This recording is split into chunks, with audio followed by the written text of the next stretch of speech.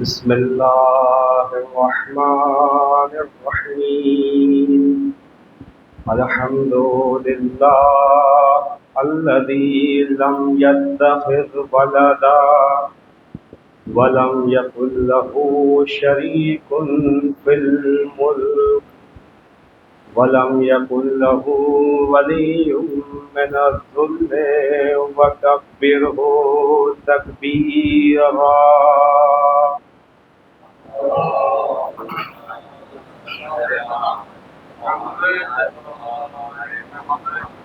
والصلاة والسلام والتحية والإكرام على سيد الأنام العبد المرتضى والنبي المجتبى والرسول المصطفى أبي القاسم محمد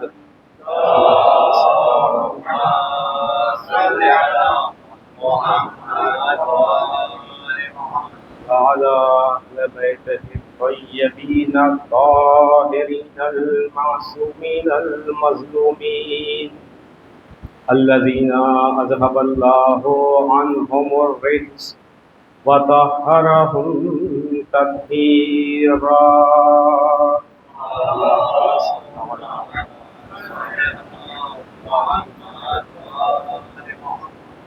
ولعنة الله على أعدائهم أجمعين من الآن إلى قيام يوم الدين.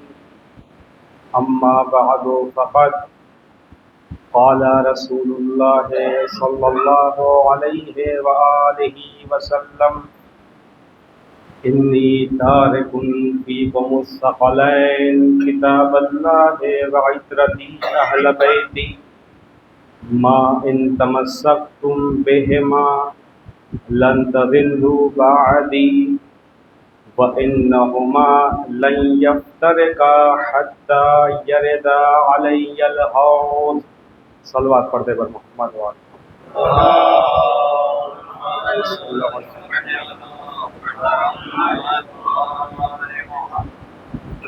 بزرگان محترم اور برادران عزیز، آج کی یہ مجلس اس شخصیت کی یاد میں ہے کہ جس کے دسترخوان کرم کے ہم خصوصی نمک خوار ہیں.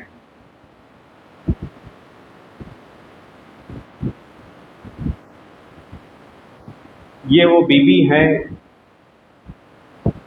کہ میں آگے چل کے عرض کروں گا کہ ان کی عظمت کا اندازہ ہم لوگ نہیں لگا سکتے.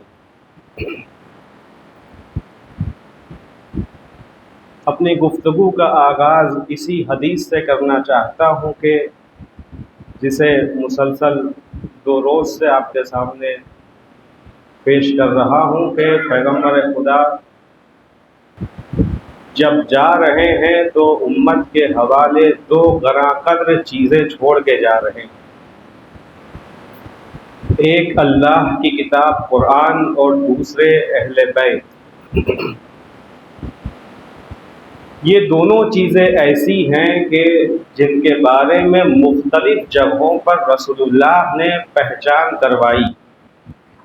اگر کوئی یہ تصور کرے کہ اہل بیت اور قرآن کے بارے میں صرف حدیث ثقلین میں پیغمبر نے یہ وصیت کی ہے کہ تمہارے حوالے کر کے جا رہا ہوں تو غلط ہے، کیونکہ نہ جانے کتنے موقع ایسے ہیں کہ جہاں پر رسول اللہ نے اس مضمون کو بیان کیا ہے، جن میں سے ایک موقع خود خطبہ غدیر ہے کہ جس میں بھی یہ مضمون پایا جاتا ہے کہ میں تمہارے درمیان 2 چیزیں چھوڑ کے جا رہا ہوں. اب یہ دونوں چیزیں ایسی ہیں کہ جس کے بارے میں مختلف مقامات پر پہچان کرائی گئی ہیں کہ قرآن کیا ہے اور اہل بیت کیا ہے. قرآن کے بارے میں مسلسل 2 دن سے میں آپ کی خدمت میں عرض کر رہا ہوں کہ ایسی کتاب ہے کہ جس کو ہدایت کے لیے بھیجا گیا ہے. ایک تو لوگوں کی ہدایت کا تذکرہ ہے، دوسرے ایک مقام پر مومنین کی ہدایت کا تذکرہ ہے، اور ایک اور مقام پر متقین کی ہدایت کا تذکرہ ہے۔ کل ملا کے یہ کتاب نازل ہوئی ہے تاکہ بشریت کے لیے ہدایت کا سامان فراہم کرے۔ یہ اس کتاب کے نزول کا مقصد ہے۔ جس طریقے سے قرآن کو پہچانوایا گیا، اسی طریقے سے اہل بیت علیہ السلام کی بھی پہچان کرائی گئی۔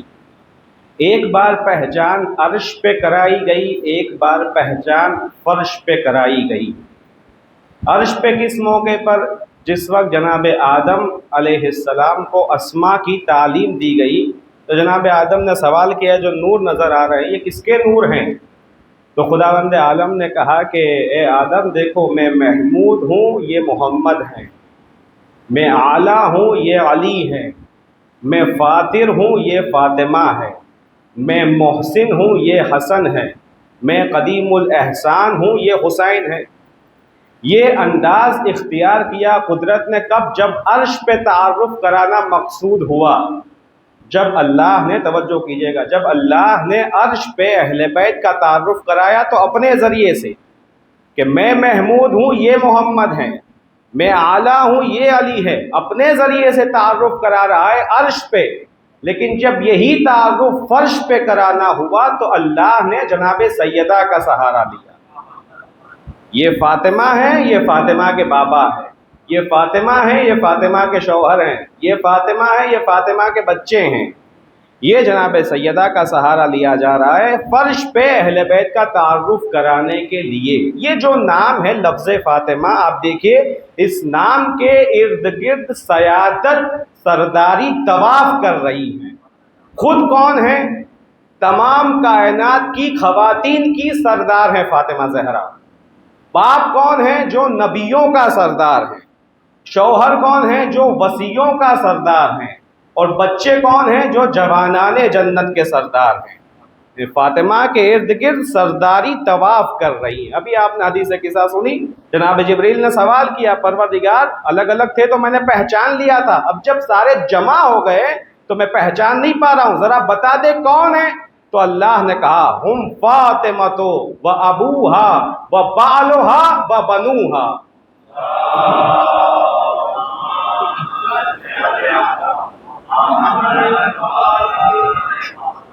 یہ فاطمہ ہے، ان کے بابا ہے، ان کے شوہر ہیں، ان کے بچے ہیں۔ یہ لفظ فاطمہ، اس پہ تھوڑی دیر رکیے گا، میں اس پہ کچھ بات کرنا چاہتا ہوں۔ لفظ فاطمہ کا احترام کتنا ہے، صرف اس لفظ کا احترام، میں بار بار دوہرا لیکن ڈر ڈر کے بول رہا ہوں، فاطمہ یہ آسان لفظ نہیں ہے۔ راوی ہے جس کا نام ہے سکونی، ہمارے چھٹے امام حجت ناطق امام جعفر صادق علیہ الصلوۃ والسلام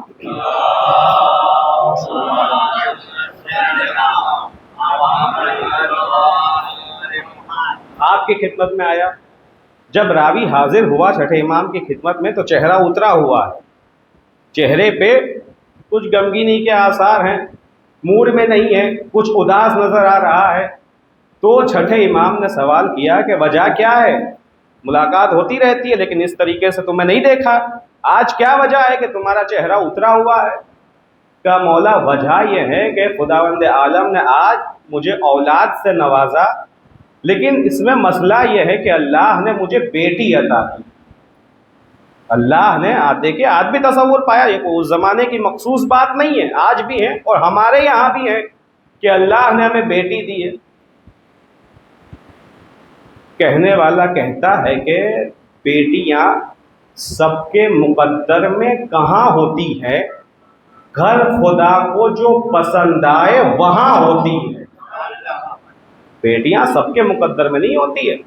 کہ میں اس وجہ سے پریشان ہوں کہ اللہ نے مجھے بیٹی دی ہے، تو امام نے کہا کہ دیکھو جو اللہ نے تمہیں بیٹی دی ہے، نہ تو اس کا بار تمہیں اٹھانا ہے کیونکہ اس کا بار زمین اٹھائے گی، اور نہ ہی تمہیں اس کا رزق فراہم کرنا ہے چونکہ اس کا رزق خدا دینے والا ہے، پھر تمہیں پریشانی کس بات کی ہے؟ پھر اس کے بعد امام نے کہا کہ یہ بتاؤ، یہ بیٹی جو تمہیں عطا کی ہے اللہ نے، کیا اس کا کوئی نام بھی رکھا ہے؟ تو اس نے کہا ہاں میں نے نام رکھا ہے۔ توجہ کیجیے گا، کہا میں نے نام رکھا ہے۔ کہا کیا نام رکھا؟ کہا میں نے اپنی بیٹی کا نام آپ کی جدہ ماجدہ کے نام پہ فاطمہ رکھا۔ کس کے سامنے بات ہو رہی؟ چھٹے امام کے سامنے۔ جیسے ہی چھٹے امام نے یہ سنا کہ اس نے اپنی بیٹی کا نام فاطمہ رکھا ہے، اپنی پیشانی پہ ہاتھ رکھ کے سر کو جھکا لیا۔ یہ علامت ہے اس بات کی کہ امام نے اس نام کو سن کے گریہ کرنا شروع کر دیا۔ کچھ دیر گریہ کیا امام نے، اور گریہ کر چکے، اس کے بعد راوی سے کہتے، سکونی سے کہتے، سنو اب جب کہ تم نے اپنی بیٹی کا نام فاطمہ رکھا ہے، نام کا احترام دیکھیے، یہ وہ بیٹی نہیں ہے رسول اللہ کی، صرف نام اس سے لیا گیا ہے کہ اب جب تم نے اپنی بیٹی کا نام فاطمہ رکھا ہے تو خبردار اس کے منہ پہ تماچے نہ مارنا، خبردار اسے جیسے تیسے نہ بلانا۔ کیوں؟ کیونکہ نام کا احترام ہے، یہ نام خداوند عالم کے نزدیک بہت زیادہ اہمیت کا حامل ہے۔ تم نے میری جدہ ماجدہ کے نام پہ اپنی بیٹی کا نام رکھا ہے فاطمہ۔ نام سنیے آپ، انسان کو کہاں سے کہاں پہنچا دیتا ہے صرف یہ نام اور اس نام کا احترام۔ آپ انصاف سے بتائیے، اگر کوئی اپنے امام وقت کے گھوڑے کی لگام پہ ہاتھ ڈال دے، یہ کتنی بڑی جسارت ہے، کتنی بڑی جسارت ہے۔ یہ امام وقت ہیں، حجت خدا ہے، اس کے راستے کو روکا ہے، اس کا ٹھکانہ کیا ہوگا؟ ظاہر سی بات ہے، کہنے میں کوئی عار نہیں ہے، جہنم میں جائے گا، حجت خدا کا راستہ روک رہا ہے۔ لیکن صرف ایک راستہ تھا اس کے پاس، کیا تھا؟ امام نے کہا، ہور تیری ماں تیرے ماتم میں بیٹھے۔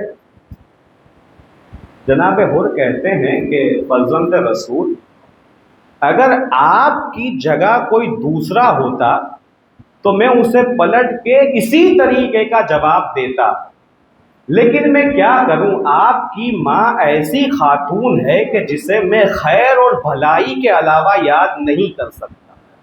علماء کہتے ہیں کہ جناب حر کا جناب سیدہ کے بارے میں صرف اتنا احترام تھا جو اسے جہنم سے جنت کی طرف لے کے چلا گیا، صرف جناب حر کا یہ احترام جناب سیدہ کے بارے میں۔ آپ دیکھیے بڑی بڑی جنگیں کہ جہاں پر یہ احتمال تھا کہ اب یہ ہاری جائے گی، ایران عراق کی جو جنگ ہوئی ہے اس کے واقعات اٹھا کر کے آپ دیکھیے، کتنے نہ جانے ایسے آپریشنز اور ایسے عملیات ہوئے ہیں کہ جہاں پر انسان یہ سوچ چکا تھا کہ بس یہ ختم ہو چکی، اب یہاں پر جیت کا کوئی امکان ہی نہیں۔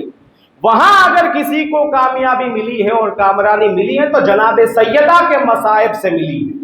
اٹھا کر کے دیکھیے واقعات آپ کے سامنے ہیں ساری چیزیں، آج تو دنیا بہت چھوٹی ہو چکی ہے۔ کہتے ہیں کہ جب ہمارے سامنے کوئی ایسا مرحلہ آتا تھا ہم گھبراتے تھے، ہم پریشان ہوتے تھے کہ ہم کیسے اس میں آگے بڑھیں، سارے راستے تو بند نظر آتے ہیں، تو اس موقع پر ہم لوگ کچھ لوگ جمع ہوتے تھے سپاہی، اور جمع ہو کے جناب سیدہ کی تنہائی کے مسائل پڑھا کرتے تھے۔ یہ جناب سیدہ کا احترام، کتنی جنگیں جیتی گئی جناب سیدہ کے احترام میں۔ آپ نے نام سنا جناب قاسم سلیمانی رحمۃ اللہ علیہ کا؟ انہوں نے یہ دیکھا کہ نجف اشرف میں مولا امیر المومنین علی ابن ابی طالب علیہ السلام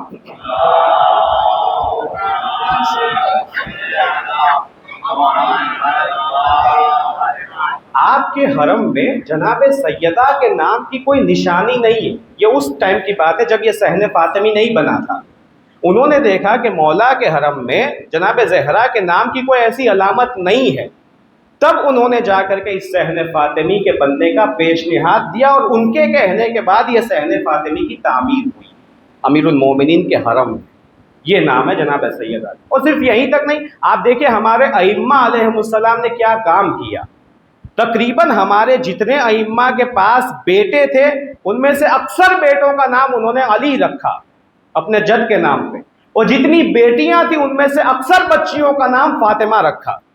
آپ دیکھیں ساتویں امام، ہمارے ساتویں امام امام موسیٰ کاظم علیہ السلام،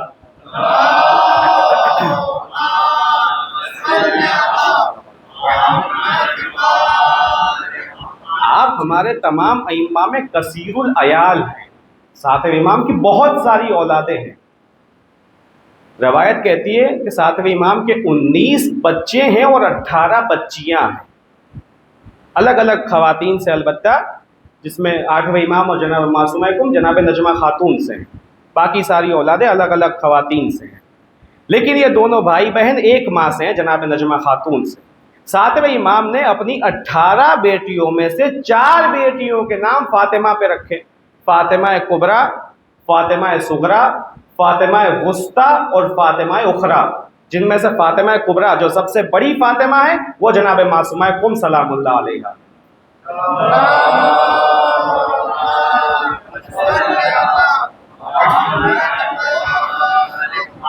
تو یہ ساتویں امام نے بھی طریقہ اختیار کیا، اپنے بچوں کے نام ائمہ نے مولا علی کے نام پہ رکھے۔ آپ دیکھیں جس وقت شام کے دربار میں یہ قافلہ لایا گیا تو یزید نے سوال کیا جو جوان کھڑا ہے جس کے ہاتھ میں ہتھکڑیاں ہیں، پیروں میں بیڑیاں، کون ہے؟ کہ یہ علی ابن الحسین ہے۔ اچھا پروپیگنڈا کیا کیا گیا تھا؟ آپ دیکھیے امیر المومنین کی شہادت کے بعد نہ جانے کتنے ممبروں سے مولا کو بلا بلا کہا گیا، تو کچھ لوگوں نے تو واجب قرار دیا تھا کہ نماز جمعہ کا خطبہ مکمل نہیں ہوگا جب تک امیر المومنین کی شان میں گستاخی نہ کی جائے۔ لیکن جس وقت دربار میں قافلہ پہنچا، یزید نے پوچھا کہ یہ کون جوان ہے؟ کا جواب ملا علی ابن الحسین ہے۔ تو یزید کہتا ارے علی ابن الحسین کو تو ہم نے کربلا میں قتل کر دیا، یہ کون ہے؟ کہا کہ نہیں وہ ایک دوسرے علی ابن الحسین تھے۔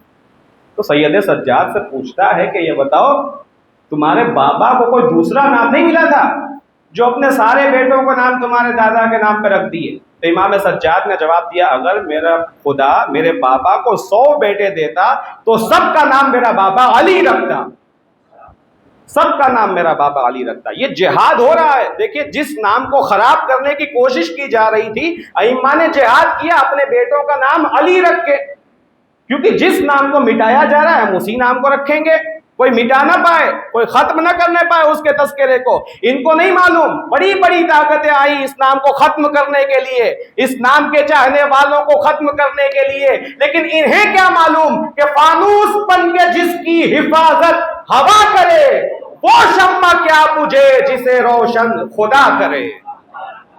تمہارے اندر کیا مجال؟ یہ عزت و ذلت اور نام دینا اور نام مٹانا خدا کے ہاتھ میں ہے، یہ ٹھیکہ کب سے تم نے لے لیا؟ تو ہمارے تمام ائمہ نے کوشش کی کہ امیر المومنین کا نام اپنے بچوں کا نام رکھے، جناب زہرا کا نام اپنی بچیوں کا نام رکھے۔ آپ اس بی بی کا جس کا تذکرہ ہونے جا رہا ہے آپ دیکھیے اس کا نام بھی جناب فاطمہ کے نام سے لیا گیا ہے۔ خود اس کی شخصیت تو اپنے آپ میں ایک کمال کی شخصیت ہے، میں جہاں تک ممکن ہوا عرض کروں گا آگے چل کے، لیکن جس شہر میں بی بی ہے اس وقت خود اس شہر کی آپ اہمیت کو سمجھیے۔ قم کس سرزمین کا نام ہے؟ روایات میں مختلف وجہ بیان کی گئی ہے کہ قم کو قم کیوں کہا جاتا ہے۔ سب سے پہلی وجہ یہ ہے کہ جس وقت جناب نوح کے زمانے میں طوفان آیا تھا اور طوفان میں جناب نوح کی کشتی جہاں پر ٹھہری ہے، جہاں پر قیام، دیکھیے قم جو ہے کاف واو میم یہ روٹ ورڈ ہے، یعنی یہ یہاں سے لیا گیا ہے، قیام اور قوم اور یہ ساری چیزیں اسی سے بنی ہیں۔ تو چونکہ جناب نوح کی کشتی یہیں پر قیام کیا تھا اس وجہ سے اس سرزمین کو قم کہا جاتا ہے، یہ ایک وجہ بیان ہوئی روایت۔ دوسری وجہ جو بیان ہوئی وہ یہ ہے کہ جس وقت رسول خدا صلی اللہ علیہ وآلہ وسلم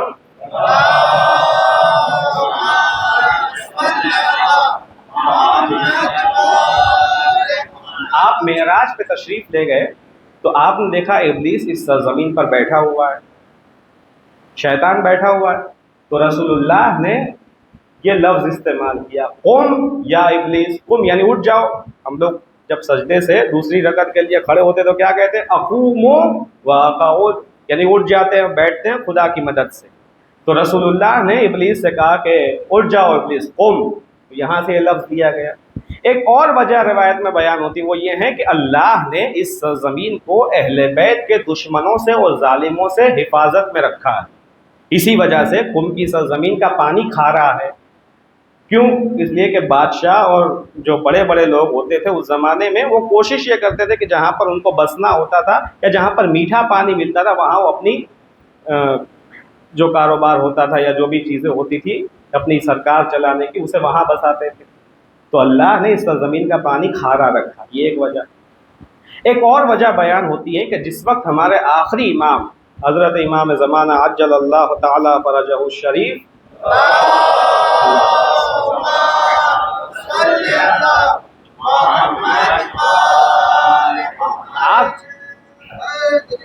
آپ جب تشریف لائیں گے تو اسی سرزمین سے آپ کے بہت سارے ناصر اٹھیں گے. اس وجہ سے اس سرزمین کو قم کہا جاتا ہے. اس کے لیے کتنے بڑے بڑے علماء نے کیا کیا اہتمام کیا ہے اس سرزمین کا، اور اس حرم کے احترام کے لیے، اس حرم کے رسپیکٹ کے لیے کیا بیان کروں میں آپ کے سامنے. وقت گزر جائے گا، واقعات ختم نہیں ہوں گے. میں صرف ایک دو واقعے آپ کے سامنے بیان کر رہا ہوں. ایک واقعہ مشہور ہے، آپ سب نے سنا ہوگا، لیکن چونکہ آج کی مناسبت سے سنانا ضروری ہے. آپ سب نے نام سنا ہوگا آیت اللہ مراشی نجفی. ان کے والد، آج بھی ان کے نام کی لائبریری بنی ہوئی حرم کے پیچھے خیابان ارم کر کے ایک اسٹریٹ ہے، وہاں پر ان کے نام کی لائبریری بہت بڑی بنی ہوئی. انہوں نے بہت ایسی کتابیں کہ جو ہاتھوں سے لکھی ہوئی تھی اس کو بھی آج اسٹور کر کے رکھا ہے، جو آج آسانی سے دستیاب نہیں ہوگی. ان کے والد آیت اللہ محمود مراشی نجفی، انہوں نے ایک کام یہ کیا کہ یہ جاننا چاہتے تھے کہ شہزادی دو عالم جناب فاطمہ زہرا سلام اللہ علیہا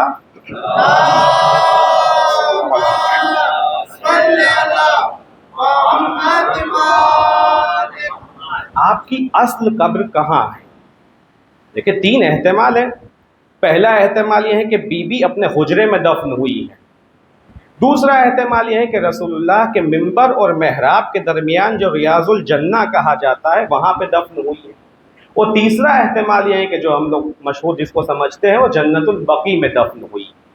لیکن ہم میں سے کوئی یہ قطعیت کے ساتھ اور 100% مطمئن ہو کر کے نہیں کہہ سکتا کہ بی بی اس میں سے یہیں دفن ہے اور اس کے علاوہ دوسری دو جگہوں پہ نہیں ہے. اور ایسا کرنا بھی نہیں چاہیے. کیوں؟ توجہ سنیے گا. ہمیں یہ نہیں کہنا چاہیے کہ بی بی جنت البقیع میں دفن ہے اور باقی دو جگہوں پہ نہیں ہے. کیوں؟ اس لیے کہ ایسا کہنے سے بی بی کی مظلومیت میں کمی واقع ہو جائے گی. کیسے؟ کہ خود جناب زہرا کہہ کے جا رہی ہیں کہ یا علی، جب آپ مجھے دفن کر دیں تو مجھے دفن کرنے کے بعد قبر کے نشان کو مٹا دیجئے گا. اب اگر ہم نے کہا کہ بی بی کی قبر جنت البقیع میں ہے اور اس کے علاوہ دوسری دو جگہوں پر نہیں ہے، تو اس کا مطلب یہ ہے کہ اب قبر ظاہر ہو گئی، اور جو جناب زہرا کہنا چاہتی تھی اپنے دشمنوں کی وجہ سے وہ بات ختم ہو جائے گی. یہ راز ہے جو قیامت تک باقی رہنا چاہیے. کیوں؟ اس لیے کہ یہ قبر کا پوشیدہ رہنا، قبر کا چھپا رہنا بتائے گا کہ جناب زہرا آج بھی اپنے دشمنوں سے راضی نہیں ہے. اس وجہ سے ہم یہ نہیں کہہ سکتے بی بی یہاں. تینوں جگہ کا احترام اپنی جگہ پہ ہیں. ہم یاد منائیں، جنت البقیع کی شبی بنائیں، وہ سب اپنی جگہ پہ، لیکن یہ نہیں کہ یہاں پہ ہیں دوسری دو جگہوں پہ نہیں ہے. اس وجہ سے کہ بی بی کی مظلومیت میں کمی واقع ہو جائے گی. کوئی نہیں کہہ سکتا. یہی وجہ تھی کہ انہوں نے یہ چلہ کیا. اب کچھ لوگ کہتے ہیں کہ 40 شبوں کا چلہ کیا، کچھ لوگ کہتے ہیں کہ 40 شب جمعہ کا چلہ کیا. اب جو بھی ہو، بہرحال اس سے زیادہ مطلب نہیں ہے. بہرحال ان کی یہ مراد تھی کہ میں ایسا کچھ عمل کروں کہ مجھے اصل قبر کا پتہ چل جائے کہ بی بی کی اصل قبر کہاں پہ ہے. کچھ علماء کہتے ہیں کہ یہ چلہ انہوں نے نجف اشرف میں کیا تھا، تو امیر المومنین نے مکاشفے میں آ کر کے جواب دیا. کچھ لوگوں نے کہا کہ نہیں، دوسری جگہ پہ کیا تھا، تو 5ویں امام یا 6ٹھے امام، دو میں سے ایک نے ان کے آ کر کے مکاشفے میں جواب دیا. کیا کہا؟ جب 40 شب یا 40 شب جمعہ ختم ہونے لگی تو یہ اپنی مراد تک نہ پہنچے، پتہ نہیں چلا کہ بی بی کی اصل قبر کہاں ہے. تو اب جو بھی سامنے معصوم شخصیت رہی ہو، چاہے امیر المومنین ہو، چاہے 5ویں امام ہو، چاہے 6ٹھے امام ہو، انہوں نے پوچھا جب مکاشفے میں حضرت تشریف لائے، یہ بتائیے کہ آپ کی جدہ یا آپ کی ہمسر جناب زہرا کی قبر کہاں پہ ہیں؟ تو معصوم جواب دیتے ہیں کہ علیک بکریمت اہل البیت، تم پر یہ فرض ہے کہ تم جاؤ قم میں جناب فاطمہ معصومہ کی زیارت کرو. تمہیں ثواب ہی چاہیے نا جناب زہرا کی قبر کی زیارت کا، تو ہم تمہیں ثواب سے محروم نہیں رکھیں گے. تم جاؤ قم میں جہاں آج 7ویں امام کی بیٹی دفن ہوئی ہے، وہاں جاؤ، ان کی قبر کی زیارت کرو، تمہیں وہی ثواب ملے گا جو جناب زہرا کی زیارت کا ثواب ہے. اب اس کے بعد جب انہوں نے یہ مکاشفہ دیکھا، محمود مراشی نجفی اعلی اللہ مقامہ، انہوں نے جب یہ مکاشفہ دیکھا تو علماء بیان کرتے ہیں کہ اس کے بعد 40 سال تک، چھوٹی مدت نہیں ہے، 40 سال تک کیسا بھی موسم رہا ہو، ٹھنڈی ہو، گرمی ہو، آج کل کم میں برف کم ہو گیا، ورنہ پہلے تو برف ہوتا تھا، دروازہ کھولنے کے لیے پاوڑا لے کے ہٹانا پڑتا تھا برف۔ ایسے برف کے زمانے میں صبح کی نماز سے پہلے 40 سال تک محمود مرشی نجفی جناب معصومہ کم کے روزے کے پہلے زائر، سب سے پہلے آتے تھے جناب معصومہ کے حرم۔ یہ ایک احترام بتا رہا ہوں میں۔ ایک آیت اللہ فاضل لنکرانی رحمت اللہ علیہ، آپ نے نام سنا ہوگا، انہوں نے چاہا کہ حدیث قصہ کے بارے میں کچھ مطالب لکھے۔ حدیث قصہ ابھی پڑھی گئی، اتنی بابرکت یہ دعا ہے یا حدیث کہہ لیجئے آپ، جو بھی ہے، خود اس میں دعا بھی ہے کہ اس کے اوپر اگر بات ہو تو بہت لمبی بات چل سکتی ہے، میں اسے روک رہا ہوں۔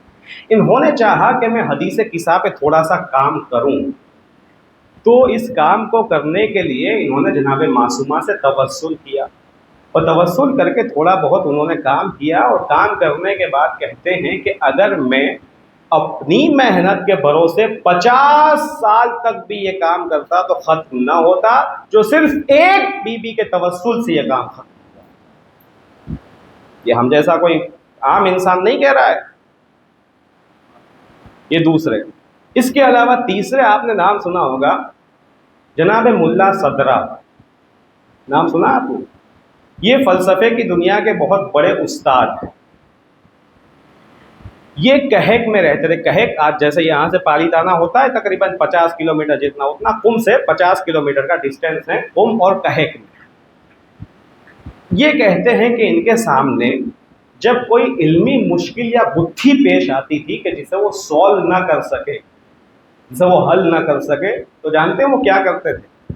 کہک سے چلتے تھے، 4 وہیل میں نہیں، دوسرے کسی ذریعے سے نہیں، پیادہ پیدل چل کے آتے تھے کہک سے قم میں، اور قم میں آ کر کے جناب معصومہ کے حرم میں 2 رکعت نماز پڑھتے تھے، اور پھر بی بی سے توسل کرتے تھے۔ وہ کہتے ہیں کہ جب میں نے یہ طریقہ اختیار کیا ہے، کوئی مشکل ایسی باقی نہیں رہی کہ جو حل نہ ہوئی، کوئی مشکل ایسی باقی نہ رہی کہ جو حل نہ ہوئی۔ تیسرے، اس کے علاوہ میں نے کل ایک نام لیا تھا جن کی تفسیر تسنیم، جو 80 جلد میں آمادہ ہو کر کے 2-3 مہینے پہلے منظر عام پہ آئی ہے۔ اور جب یہ ذوالقعدہ کے مہینے میں آیت اللہ سیستانی حفظہ اللہ کی ملاقات کے لیے گئے تو انہوں نے یہ تفسیر ان کو گفٹ کی، ایک پورا دورہ 80 جلد کا، اور پوری جلد تو اٹھا کے لے نہیں جا سکتے، 80 نمبر کی جلد ان کے ہاتھ میں دے کر کے آئے آیت اللہ جوادی آمودی۔ یہ کہتے ہیں قم کی فضا میں بتا رہا ہوں، قم کی فضا کیسی ہے۔ وہ کہتے ہیں کہ قم کی فضا میں جو درس یا جو کتابیں ہم پڑھتے ہیں، اسے جتنے ٹائم میں ہم سمجھ لیتے ہیں، کسی ایک متن کو، کسی ایک ٹیکسٹ کو سمجھنے کے لیے بہرحال ٹائم چاہیے۔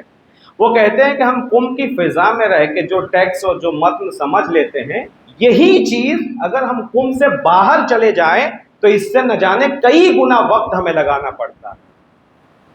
اس کا مطلب قم کی فضا ایسی مبارک اور بابرکت ہے کہ اس میں آیت اللہ جیسی شخصیت کہہ رہی کہ ہم جب اس میں درس پڑھتے ہیں تو فرق پڑ جاتا ہے دوسری جگہوں کی نسبت۔ ایسا شہر مقدس، ابھی اور بھی باتیں میں بیان نہیں کر رہا ہوں، چھوڑ رہا ہوں، ایسا مقدس شہر، لیکن ہم لوگوں کے یہاں کیا ہوتا ہے؟ اب یہاں سے تھوڑا توجہ سے سنیے گا۔ ہمارے یہاں سے قافلے جاتے ہیں زیارت کے لیے، ہم لوگوں نے کچھ اچھائیوں کو برائی تصور کر لیا ہے، اور کچھ ایسی چیزیں جو واقعی بری ہیں اسے ہم اچھائی سمجھ بیٹھے ہیں۔ اتنا معیار ہمارا بدل گیا ہے کہ اچھی چیز ہمیں اب بری لگ رہی ہے، اور جو بری ہے ہم بہت خوشی سے اس کا استقبال کرتے ہیں۔ مثال دوں میں آپ کے سامنے، چونکہ میں بھاونگر میں پڑھ رہا ہوں اس لیے اسے عرض کر رہا ہوں، تو بات یہی کی ہے۔ قافلے آتے رہتے ہیں، آپ بھی ماشاءاللہ سے آتے ہوں گے، کچھ لوگوں سے تو ملاقات بھی ہوتی رہتی ہے۔ ایک قافلہ ابھی کچھ ٹائم پہلے قم آیا تھا، اسی قافلے میں اب یہ ہے حرم کا طریقہ، آپ حرم میں جائیے، جیسے ہی دروازے پہ پہنچیں گے تو آپ کی چیکنگ ہوگی، وہاں تفتیش کہا جاتا ہے۔ تفتیش کا مطلب چیک کیا جائے گا، ظاہر سی بات ہے سیکورٹی کا انتظام کرنا ضروری ہے سب کے اوپر، اور ہمیں بھی سپورٹ کرنا چاہیے، کیونکہ ہم جہاں جا رہے ہیں وہ ہمارے لیے ایک محترم جگہ ہے، اس کی حفاظت کی ذمہ داری ہے ہمارے اوپر۔ تو وہاں تفتیش میں، سیکورٹی میں چیکنگ ہوتی ہے۔ اور جب چیکنگ ہوتی ہے تو اسی کے ساتھ ساتھ مرد حضرات تو چیک کرا کے نکل جاتے ہیں، لیکن خواتین میں دو طریقے کی چیکنگ ہوتی ہے۔ ایک چیکنگ یہ ہوتی ہے کہ ان کے جو پاس پرس ہیں یا جو بھی اس کا بیگ ہے اس میں کوئی چیز تو نہیں ہے، یہ دیکھا جاتا ہے۔ اور دوسری چیکنگ جو لیڈیز میں ہوتی ہے وہ یہ ہوتی ہے کہ آیا انہوں نے اپنا حجاب مکمل کیا ہے یا نہیں کیا، یہ دوسری چیکنگ ہوتی ہے۔ طریقہ کیا ہے؟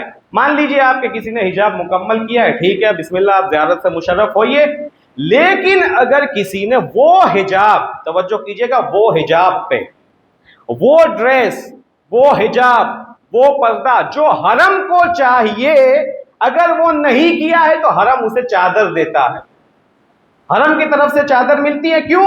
کہ بھئی آپ جس ڈریس میں آئے ہیں وہ کمپلیٹ نہیں ہے، جو حرم کو چاہیے وہ نہیں ہے، لہٰذا آپ کو یہاں سے ڈریس دیا جا رہا ہے، آپ اسے پہنیے اور پھر حرم میں جائیے۔ یہ طریقہ ہے وہاں کا، آپ جائیے، مشہد میں بھی یہی طریقہ ہے، دونوں حرم میں یہ طریقہ ہے، آپ پہنیے اور جائیے۔ اب میں نے جو عرض کیا کہ ہم نے اچھائیوں کو برائی سمجھا ہے اور برائیوں کو اچھائی سمجھا ہے۔ کیا ایک خاتون جب اسے حرم کی طرف سے چادر دی گئی تو وہ آ کر کے کہتی ہیں کہ واہ، حرم میں تو ہمیں چادر دی گئی۔ اب بتائیے، خوش ہونے کا مقام تھا یا سر جھکانے کا مقام تھا؟ توجہ کی آپ نے؟ حرم چادر اس لیے نہیں دیتا ہے کہ آپ جا رہے ہیں تو چادر پہ ایک دوسری چادر پہن لے، نہیں، حرم چادر اس لیے دے رہا ہے کہ جو ابھی آپ نے چادر پہنی ہوئی وہ کمپلیٹ نہیں ہے، اس وجہ سے حرم چادر دے رہا ہے۔ اگر آپ کی چادر پہلے سے کمپلیٹ ہوتی، مکمل حجاب ہوتا تو حرم آپ کو چادر نہ دیتا۔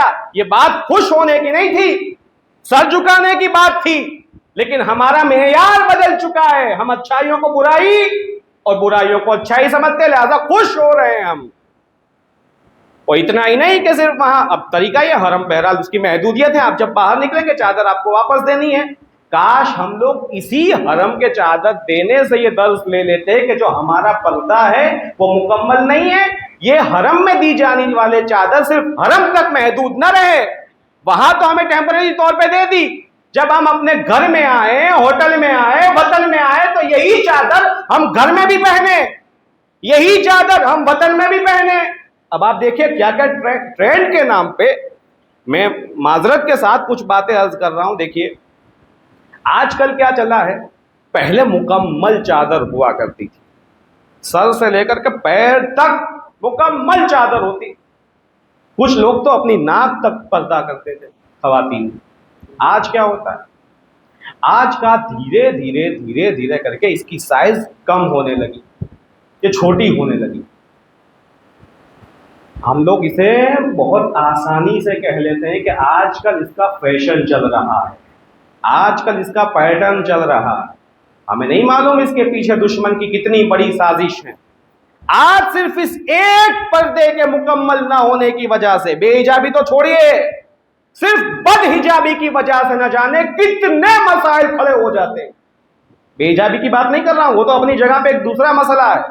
بد حجابی، حجاب کیا ہوا ہے، اپنے آپ میں خوش ہے کہ ہم نے حجاب کیا ہے، ٹھیک، لیکن کیسا حجاب؟ واقعاً شرم آنی چاہیے ایسا حجاب۔ اور بات صرف یہاں تک نہیں رہتی ہے، یہ دیکھیے منمانی کا جو لفظ ہے کہ جو میں چاہوں وہ کروں، توجہ سنیے گا، لفظ منمانی، جو مجھے اچھا لگے میں کروں، اس کا دائرہ کوئی چھوٹا دائرہ نہیں ہے۔ لفظ منمانی کا دائرہ کوئی مختصر اور محدود دائرہ نہیں ہے۔ ایک بار اگر آپ نے اپنے من کو اجازت دے دی کہ میں منمانی کروں تو یہ منمانی پھر کچھ خاص چیزوں میں بن کے نہیں رہ جائے گی، یہ پھیلے گی، بڑی ہوگی۔ ایک بار کچھ چیزوں میں آپ نے منمانی کی، پھر اور کچھ چیزوں میں منمانی کا شوق ہوگا، پھر اور کچھ چیزوں میں منمانی کا شوق ہوگا، یہ دائرہ چھوٹا نہیں ہوگا، بڑا ہوتا جائے گا۔ تو مثلاً آج میں مثال کے طور پہ آپ کے سامنے عرض کروں، کچھ ماں باپ اپنے بچوں کے شوق پورا کرنے میں بھی بہت ماہر ہوتے ہیں، جتنا ہمارا بچہ جو مانگے گا اسے ہم دے دیں گے، جو ہم سے تقاضا کریں گا اسے ہم پورا کریں گے۔ کیوں؟ ماں باپ ہیں اس کے، ہم نہیں کریں گے تو کون کرے گا؟ اللہ نے اتنی محنتوں سے، اتنے منتوں مرادوں والا بیٹا بیٹی دی ہیں، اگر ہم نہیں کریں گے تو کیا ہوگا؟ کون پورا کرے گا اس کا؟ عزیزو تصور کو بدلیں، کانسیپٹ کو چینج کریں، اپنی اولاد کی مانگی ہوئی ہر باتوں کو پرووائڈ کرنا کامیابی نہیں ہے، اپنی اولاد کو جیسا ماحول سامنے آئے اس میں جی رہنے کا طریقہ سکھا دینا، یہ کامیابی کی علامت۔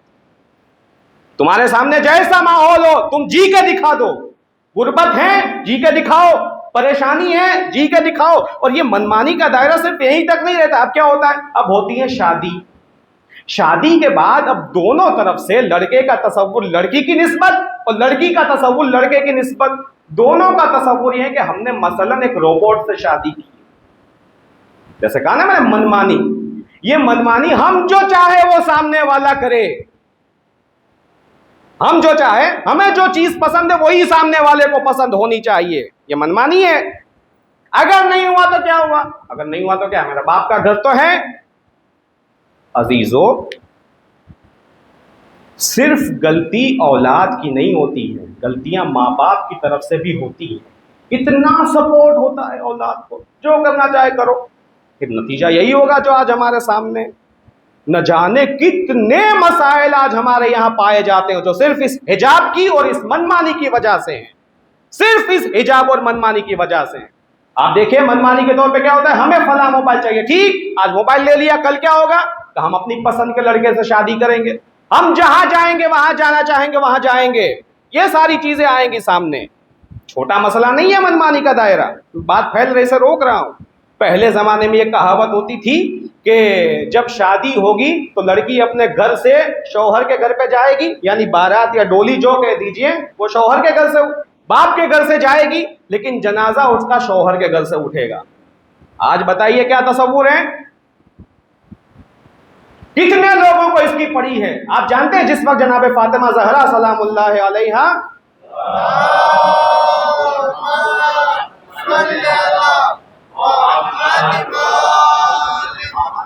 آپ عقد کر کے آئی ہے تو دوسرے دن رسول اللہ سے مولا علی کی ملاقات ہو گئی، جسٹ دوسرے دن، آج جناب فاطمہ گئی ہیں رخصت ہو کے، دوسرے دن ملاقات ہو گئی۔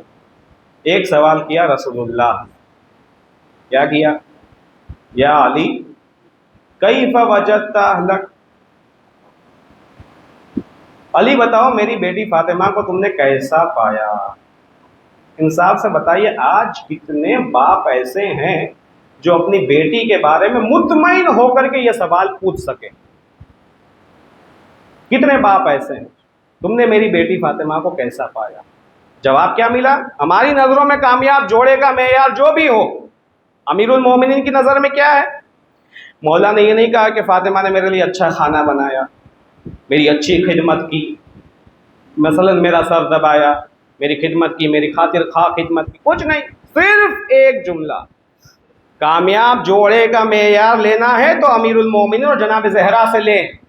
کیا کہا امیر المومنین نے، یا رسول اللہ نعم العون علی طاعت اللہ، میں نے آپ کی بیٹی فاطمہ کو اللہ کی عبادت کرنے میں اپنا شریک پایا، فاطمہ نے میرا ساتھ دیا کہ میں مل کے اللہ کی عبادت کروں، یہ کامیاب رشتے کا معیار ہے۔ اور جب یہی بات حجاب کا مسئلہ اور کیریکٹر کا مسئلہ مقدس شہروں تک پہنچ جائے تو کیا خطرے کی علامت، وہاں کا احترام ہم نہ رکھ سکے۔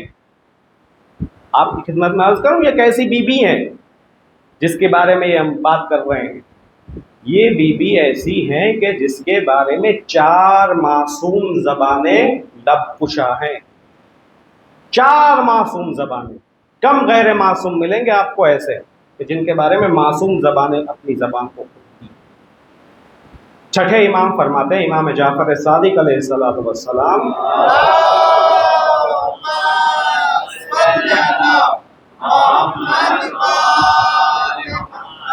امام فرماتے ہیں ان للہ حرما وہو مکہ، اللہ کا ایک گھر ہے وہ مکہ ہے، ولرسولہ حرما وہو مدینہ، رسول خدا کا ایک گھر ہے وہ مدینہ ہے، ولامیر المومنین حرما وہو کوفہ، امیر المومنین کا ایک گھر ہے وہ کوفہ۔ یہاں تک تو بات سمجھ میں آ گئی۔ امام آگے کہتے ہیں، چھٹے امام فرماتے ہیں وَلَنَا حَرَمًا وَهُوَ بَلْدَةُ قُمْ، اس کے بعد ہم تمام اہل بیت کا حرم شہر مقدس قم، یہ کب بات ہو رہی ہے؟ جب جناب فاطمہ معصومہ کی ولادت نہیں ہوئی ہے، ابھی ولادت سے پہلے چھٹے امام کہہ رہے ہیں، کیا کہتے ہیں؟ وَسَتُدْفَنُ فِيهِ امْرَأَةٌ تُسَمَّى فاطمہ، اس سرزمین پر میری اولاد میں سے ایک بیٹی دفن ہوگی جس کا نام فاطمہ ہوگا۔ من زارہا فلہ الجنہ، جو اس کی زیارت کرے گا اس کے لیے خداوند عالم نے جنت رکھی۔ اور اس کے علاوہ ایک دوسرے مقام پہ چھٹے امام فرماتے ہیں تدخلو بشفاعتہا شیعتی الجنہ باجمعہم۔ اس کا مطلب کیا ہے؟ جناب معصومہ کتنے لوگوں کی شفاعت کریں گی؟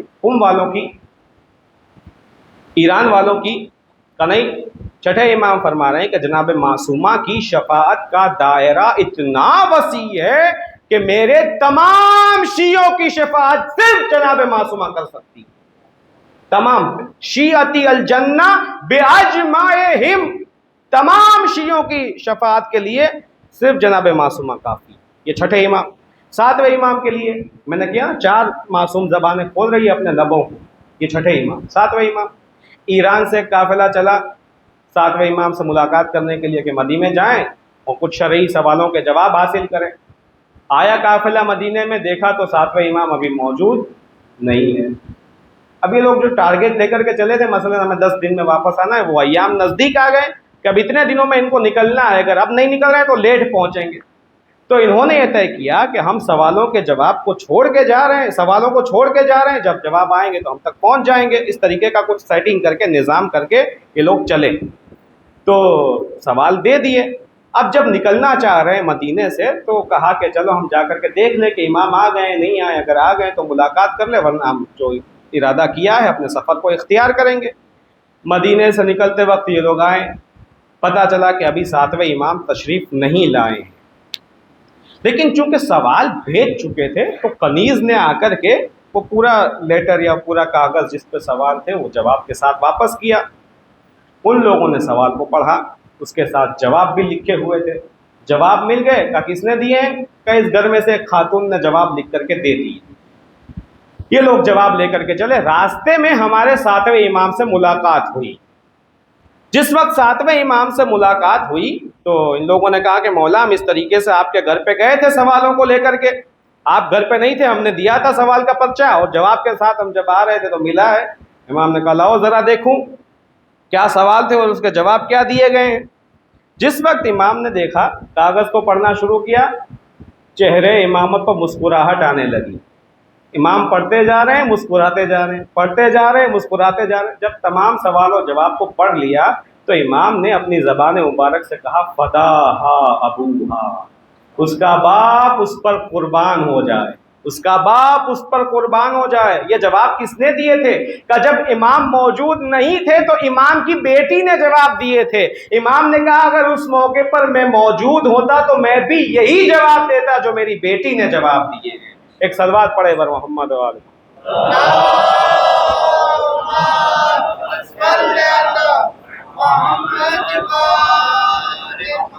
یہ ساتویں امام۔ آٹھویں امام کیا فرماتے ہیں؟ میری بہن کی زیارت جو کرے گا، میری بہن سے مراد جناب معصومہ کا لفظ استعمال کر رہے ہیں ہمارے آٹھویں امام، کہتے ہیں کہ وہ ایسا ہے جیسے اس نے میری زیارت کی۔ یہی وجہ ہم کبھی کبھی چاہتے ہوئے مشہد نہیں جا پاتے ہیں، سال میں 1-2 بار موقع ملا تو کوشش رہتی ہے پہنچ جائیں، لیکن جب نہیں جا پاتے ہیں تو یہی سوچ کے دل کو تسلی دے لیتے ہیں کہ امام رضا خود کہہ رہے ہیں کہ جو میری بہن کی زیارت کرے وہ ایسا ہی ہے جیسے میری زیارت کرے۔ اب جب بات آ گئی تو چونکہ اپنے وطن میں بات کر رہا ہوں، میں آپ کی خدمت میں عرض کروں کہ میں نے اپنی حد تک یہ بہرحال آپ جو بھی کہیے، خدمت کہیے یا طریقہ کہیے یا محبت کہیے، جو بھی کہیے، اس کو رکھا ہے۔ وہ کیا؟ جب میں یہاں سے بھاؤنگر سے کسی کے انتقال کا میسج وہاں پہ پہنچتا ہے، بہرحال یا تو کیسا جماعت کا میسج آ جاتا ہے جب بھی کسی کا انتقال ہوتا ہے، انا للہ یا کل نفس ذائقۃ الموت، تو میں نے اپنی حد تک یہ انتظام کر کے رکھا ہے کہ جب کسی کی انتقال کی یا میت کی خبر وہاں پہنچتی ہے تو باقی دنوں میں اگر جا پاؤں نہ جا پاؤں دوسرا مسئلہ ہے، لیکن اس دن میں ضرور حرم جاتا ہوں، اور جو مرحوم ہوتا ہے یہاں کا اس کی طرف سے میں وہاں زیارت کرتا ہوں۔ ابھی انشاءاللہ کچھ ہی دنوں میں واپس جا رہا ہوں اور اگلی شب جمعہ میں حرم میں رہوں گا انشاءاللہ. اور ابھی سے میں وعدہ کر رہا ہوں اگر کوئی مشکل پیش نہ آئی اور میں جو برنامہ ریزی کی ہے پلاننگ کی اس اعتبار سے پہنچ گیا تو یہاں موجود سارے مومنین جو گھر میں سن رہے ہیں وہ ساری مومنات اور جو مومنین دور دور تک سن رہے ہیں ان سب کی طرف سے میں انشاءاللہ حرم میں زیارت کروں گا. اس زیارت کی قبولیت کے لیے ایک بلند آواز سے صلوات پڑھے پر محمد.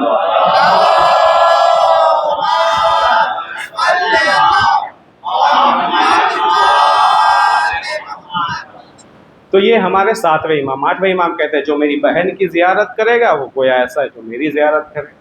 9ویں امام 4 معصوم زبانیں میں نے عرض کیا. 6ٹھے امام 7ویں امام 8ویں امام 9ویں امام فرماتے من زار امتی بقوم فلہ الجنہ. جو میری پھوپھی معصومہ کی زیارت قم میں کرے اس کے لیے جنت.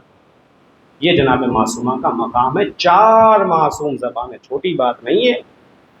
اب زیارت نامہ اٹھا کر کے دیکھیے غیر معصوم میں صرف کچھ ایسی ہستیاں ہیں کہ جس کو ہم انگلیوں پہ شمار کر سکتے ہیں کہ جس کا زیارت نامہ معصوم سے صادر ہوا ہے. مثال کے طور پہ جناب ابو الفضل عباس علیہ السلام. ایک صلوات پڑھے بر محمد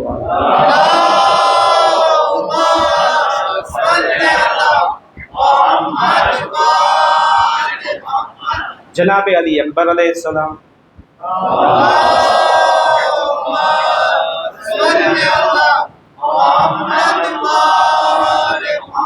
اور جناب فاطمہ معصومہ. یہ مشہور ایسی ہستیاں ہیں سلام اللہ علیہا کہ جن کا زیارت نامہ خود معصوم کی طرف سے صادر ہوا ہے. اب دیکھیے جو شہادت کی تاریخ جس کو ہم مجلس کے طور پہ منانے کے لیے جمع ہوئے ہیں میں صرف ایک تاریخی مسئلہ ہے اس کی طرف اشارہ کروں اور اپنے مصائب دوں گا. توجہ سے سنیے گا.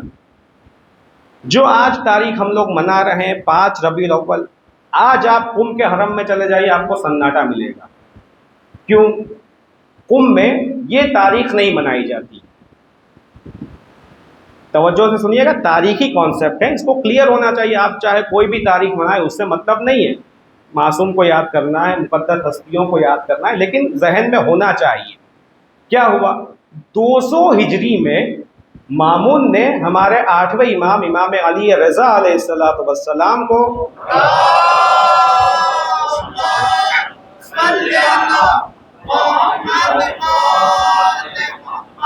بلا لیا مدینے سے خراسان کی طرف. یہ 200 ہجری کی بات ہے. 8ویں امام کو بلایا جا رہا ہے مدینے سے خراسان.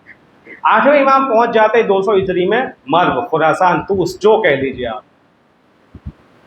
200 ہجری میں جیسے ہی 8ویں امام مشہد پہنچ گئے. مشہد بعد میں کہا گیا چونکہ امام وہاں پہ دفن ہوئے وہاں شہید ہوئے لیکن چونکہ مشہور ہے اس لیے ابھی سے میں مشہد کہہ رہا ہوں. جب مشہد پہنچ گئے تو امام نے فوراً ایک لیٹر بھیجا مدینے کی طرف اور جس قاصد کے حوالے یہ لیٹر کر کے بھیجا اس سے تاکید کی کہ دیکھو تم جتنا ہو سکے اتنا راستے میں کم رکنا اور جتنا جلدی ہو سکے اتنا یہ لیٹر پہنچا دو مدینے. مجھے جلدی ہے ارجنٹ ہے تم کم رکنا اپنا ہولڈ کم کرنا جلدی پہنچا دو لیٹر. لیٹر پہنچا مدینے جناب معصومہ کے پاس. امام نے لکھا تھا جو بھی مضمون تھا اس کو میں آپ کے سامنے بیان کر رہا ہوں الفاظ کو چھوڑ کے. امام نے لکھا تھا بہن جیسے ہی میرا لیٹر ملے تم ہم لوگوں کے خانوادے والوں کو لے کر کے ایران کی طرف طوس کی طرف سفر اپنا شروع کر دو. اب دیکھیے امام کی طرف سے انتظامات ہوتے ہیں. ہم لوگ کیا سمجھتے ہیں کہ امام بھی نعوذ باللہ ان کا ہر ایک قدم ہم لوگوں کی طرح ہے. کچھ چاہا تو کچھ کر لیا. بھائی بہن تھے لہٰذا بہن کو بلا لیا. جی نہیں, یہاں مسئلہ بھائی بہن کا نہیں ہے. امام رضا سلام اللہ علیہ نے جناب معصومہ سلام اللہ علیہ سے وہی کام لیا جو امام حسین نے جناب زینب سے کام لیا. سوال ہوا نا امام حسین جب جا رہے ہیں مولا آپ نہ جائیے. کہا مجھے اللہ اپنی راہ میں قتل ہوا دیکھنا چاہتے ہیں. ان اللہ شاء ان یرانی قتیلا. کہا ٹھیک ہے اگر آپ جانا چاہتے تو خواتین کو نہ لے جائیے. گرمی کا سفر ہے جنگ کا خطرہ ہے کچھ بھی ہو سکتا ہے. ننھے ننھے بچوں کو نہ لے جائیے.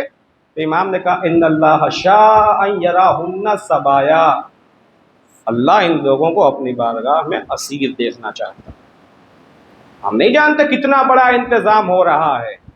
اگر کربلا میں صرف مرد حضرات ہوتے اور یہ خواتین نہ ہوتی تو کربلا میں دفن ہو جاتی. یہ جناب زینب کا اور امام سجاد کا کردار ہے جو کربلا کے بعد کربلا کو مدینے تک لے کر کے آئے اور مدینے سے آج تک ہم تک پہنچی ہے۔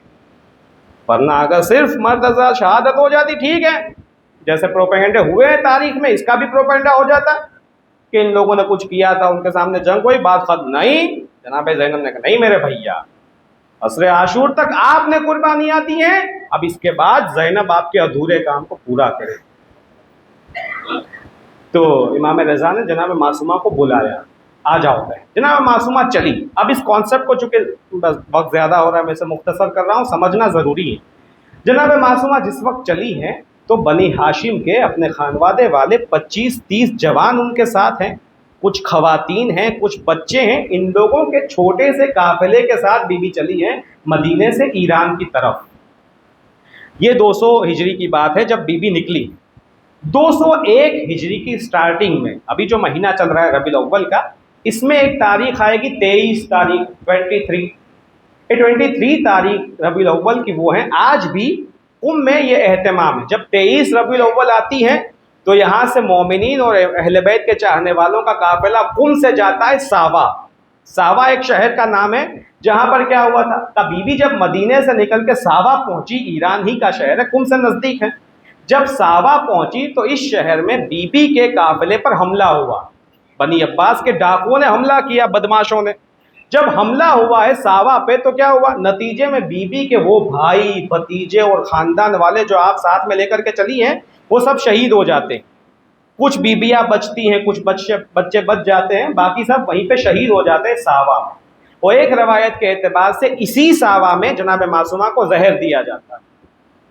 ساوا میں 201 ہجری کی سٹارٹنگ میں 23 تاریخ وہ ہے کہ جب یہ واقعہ ہو جاتا ہے۔ پھر کیا ہوا، جناب معصومہ جس وقت مریض ہوئی تو انہوں نے پوچھا لوگوں سے کہ یہاں یہ بتاؤ قم یہاں سے کتنا دور ہے، جو کہ قم پہلے سے اہل بیت کے چاہنے والوں کی بستی کے نام پہ مشہور ہے، لہٰذا جناب معصومہ پوچھتی ہے کہ بتاؤ قم کتنا دور ہے، تو لوگوں نے کہا کہ بہت نزدیک ہے۔ پھر اس کے بعد جناب معصومہ کو وہاں منتقل کیا گیا۔ قم کا ایک خاندان تھا کہ جس کے سربراہ تھے جناب موسیٰ بن خزرج۔ ان کو جب پتا چلا کہ 7ویں امام کی بیٹی قم آ رہی ہے تو یہ گئے اپنے کاروان والوں کے ساتھ، اپنے گھر والوں کے ساتھ جناب معصومہ کا استقبال کرنے کے لیے ساوا۔ یہ 23 تاریخ وہ ہیں جہاں آج بھی خوشی کا جلوس نکلتا ہے، آج بھی وہ محمل بنائی جاتی ہیں، جیسے گویا جناب معصومہ کی سواری قم میں آ رہی ہے 23 ربیع الاول کو۔ جناب موسیٰ بن خزرج، عالم یہ ہے کہ اپنے ہاتھ میں جناب معصومہ جس محمل پہ سوار ہیں اس کے اونٹ کی مہار لیے ہوئے ہیں اور تمام چاہنے والے ان کے پیچھے پیچھے چل رہے ہیں، بی بی کا استقبال کر رہے ہیں۔ اب 23 ربیع الاول کو بی بی پہنچ جاتی ہے قم۔ آج بھی وہ علاقہ مشہور ہے، آپ سب جاتے ہیں مجھے معلوم ہے ٹور میں، بیت النور، جسے میدان میر بھی کہا جاتا ہے۔ اس گھر میں بی بی 18 دن تک عبادت کرتی ہے، زندہ رہتی ہے۔ 23 سے 18 گنیے کتنے ہوئے، 7-8 دن ربیع الاول کے اور 10 دن ربیع الثانی کے۔ ایران میں اور قم میں یہ تاریخ منائی جاتی ہے کہ بی بی 10 ربیع الثانی کو شہید ہوئی ہے، اس تاریخ کو وہاں پہ ان کی شہادت کی مجلسیں ہوتی ہیں۔ بہرحال میں نے عرض کیا یہ تاریخی مسئلہ ہے، اسے ہمیں معلوم ہونا چاہیے۔ اور یہ بات بھی کہ بی بی جناب امام رضا علیہ السلام کی شہادت کی خبر برداشت نہ کر سکی، اس میں بھی ایک مسئلہ ہے۔ کیوں؟ اس لیے کہ یہ بی بی جو پہنچی ہے قم میں وہ 201 ہجری کا مسئلہ ہے اور امام رضا علیہ السلام کی شہادت 203 ہجری کی ہے، یعنی امام رضا علیہ السلام بی بی کی شہادت کے بعد درجہ شہادت پہ پہنچے ہیں، جس کی سب سے بڑی دلیل کیا ہے کہ آج جو قم کے حرم میں زیارت نامہ پڑھا جاتا ہے وہ یہ امام رضا علیہ السلام کا تعلیم کیا ہوا ہے۔ جب کوئی ملنے آیا تو امام نے کہا جب قم جاؤ تو قم میں ہماری ایک قبر ہے، جب وہاں جاؤ تو اس طریقے سے زیارت پڑھو، یعنی اس سے پہلے کہ امام دنیا سے جائیں جناب معصومہ دنیا سے جا چکی ہیں اور خود زیارت امام رضا تعلیم فرما رہے ہیں۔ اب طریقہ کچھ آپ جانتے ہیں جو لوگ گئے ہیں، تسبیح ہے، جناب زہرا کی تسبیح سے تھوڑا سا فرق ہے، پہلے 34 مرتبہ سورہ حمد ہے، پھر 33 مرتبہ سبحان اللہ ہے، پھر 33 مرتبہ الحمدللہ، پھر اس کے بعد وہ زیارت نامہ کہ اگر اس کو ابھی یہاں بحث کی جائے لمبی ہوگی بات، میں اسے روک رہا ہوں۔ تو یہ مختصر سا تاریخچہ ہے بی بی کی شہادت کا، وہاں 10 ربیع الثانی منائی جاتی ہے۔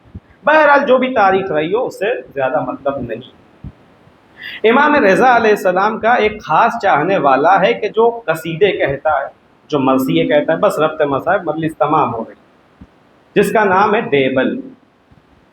پہلی محرم کی بات ہے، دیبل امام رضا کے پاس آئے، امام نے کہا دیبل دیکھیے اہل بیت اپنے چاہنے والوں کا، اپنی خدمت کرنے والوں کا کتنا کرم رکھتے ہیں، ہمیں معلوم نہیں ہے اس مرثیہ کی کتنی قدر ہے، یہ جو نوحہ پڑھا جاتا ہے اس کا کتنا احترام ہے، یہ کوئی معصوم نگاہ سے پوچھے۔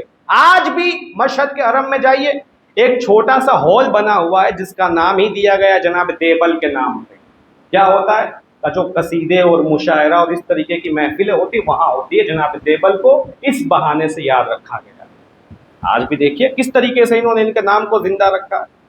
تو کہا کہ دیبل تم نے میرے جد کی شان میں کوئی مرثیہ کہا ہے؟ کہاں مولا میں نے مرثیہ کہا، سنانے ہی کے لیے تو آیا ہوں۔ تو دیبل تھوڑی دیر رکو۔ امام کھڑے ہوئے، اپنے ہاتھوں سے درمیان میں پردہ لگایا، ایک طرف خواتین بیٹھی ہوئی ہیں، ایک طرف مرد حضرات بیٹھے، کرسی لگائی، دیبل جاؤ بسم اللہ۔ دیبل آئے، آنے کے بعد مرثیہ پڑھنا شروع کیا۔ یہ جو مرثیہ ہے جناب زہرا کو مخاطب کر کے کہا ہے۔ دیبل کہتے ہیں فاطمہ آپ کہاں ہیں؟ آئیے اور دیکھیے آپ کے گلشن کے پھول جا بجا بکھرے پڑے ہیں، کوئی مدینے میں سو رہا ہے، کوئی نجف میں ہے، کوئی کربلا میں ہے، کوئی بغداد میں۔ بغداد کہا ہے کیوں؟ اس لیے کہ قازمین تو تب ہوگا جب نوے امام دفن ہو جائیں گے، ابھی بغداد ہے، کا کوئی بغداد میں دفن۔ جب مرثیہ مکمل ہوا تو امام رضا پوچھتے دیبل یہ بتاؤ کیا اجازت ہے کہ اس مرثیے میں اپنی طرف سے کوئی شعر پڑھا دوں؟ مولا اس سے بڑی سعادت کیا ہوگی کہ آپ کا لکھا ہوا، آپ کا کہا ہوا شعر میرے مرثیے میں شامل ہو جائے۔ دیبل اس کے بعد اس طریقے سے کہو وَقَبْرٌ بِطُوس یا لَہَا مِن مُصِیبَۃ، ایک قبر طوس میں بنی ہوئی ہے کہ جس پر غربت برس رہی ہے، جس پر غربت نوحہ کر رہی ہے۔ دیبل پوچھتے مولا میں برسوں سے آپ کے خاندان کا خادم رہا ہوں، کبھی میں نے نہیں سنا کہ طوس میں آپ کی کوئی قبر ہو۔ امام رضا کہتے ہیں دیبل یہ طوس کی قبر سے مراد میری قبر ہے، میں طوس میں دفن ہونے والا ہوں۔ عزادارو غضب ہو گیا، دیبل نے یہی مصرع دوبارہ پڑھ دیا، کنیز پردے کے پیچھے سے آئی، دیبل مرثیہ ختم کرو۔ ارے امام رضا کی بہن کو غش آ گیا، اے بی بی صرف بھائی کی شہادت کی خبر سنی برداشت نہ کر سکی۔ ارے کروڑوں سلام ہو اس بی بی پر جو چند قدم کے فاصلے پر کھڑی ہوئی دیکھ رہی تھی بھائی کے گلے پر خنجر چل رہا تھا۔ آواز دی پسرے سال میرا ماجا ذبح ہو رہا ہے، تو کھڑا ہوا دیکھ رہا ہے۔ بازادار مجلس تمام ہو گئی، بی بی اتنی مصیبتیں برداشت کرنے کے بعد جب ذہن سے مذموم ہوئی آپ کو قم لایا گیا۔ قم اہل بیت کے چاہنے والوں کی بستی ہے، کتنا شاندار استقبال ہوا، آج بھی اس کی شبیہ بنائی جاتی ہے۔ اے بی بی آپ کو زہر دیا گیا، آپ کے بھائی مارے گئے، آپ کے بھتیجے مارے گئے، آپ پر حملہ ہوا، ساری مصیبتیں اپنی جگہ۔ بی بی جب آپ قم میں آئی ہیں، قم آپ کے بابا کا شہر نہیں ہے، لیکن پھر بھی کتنا شاندار استقبال ہوا۔ ارے جانے قربان ہو اس بیٹی پر جو 11 محرم کو باپ کے شہر میں آئی، اور جب آئی ہے تو استقبال تو ہوا، لیکن کسی نے پتھر سے استقبال کیا، کسی نے تانا دے کے استقبال کیا، کسی نے تالیاں بجا کے استقبال کیا۔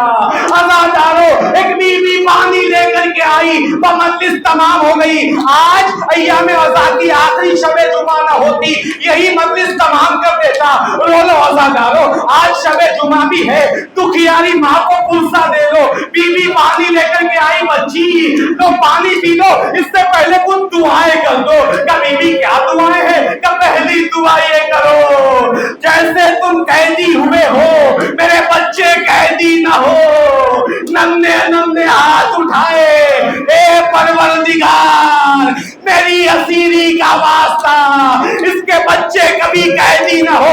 بیوی دوسری دعا کا دعا کرو، جیسے یتیم ہوئے ہو میرے بچے یتیم نہ ہو۔ اللہ اللہ، ننھی سی یتیمہ دعا کر رہی ہے، پروردگارا جیسے میں یتیم ہوئی اس کے بچے یتیم نہ ہو۔ کبھی بھی اور دعا کہ بس آخری دعا یہ کرو، مجھے جلد از جلد مدینے جانا نصیب ہو۔ مدینے کا نام سنا زینب تڑپ گئی، اے بی بی مدینے جا کر کے کیا کرو گی؟ کیا تمہیں نہیں معلوم مدینے میں میرا شہزادہ رہتا ہے، مدینے میں میری شہزادی رہتی ہے۔ زینب نے پوچھا اے بی بی اگر پہچان لو گی دیکھو گی تو؟ کہ کیسے نہ پہچانوں؟ ارے زینب سے میں نے در سے قرآن دیا، میرا شہزادہ حسین میں کیسے نہ پہچانوں؟ اپنے بالوں کو ہٹایا، اے ام حبیبہ یہ زینب ہے، انہوں کے نیزہ پر حسین کا تم نے نہیں کربلا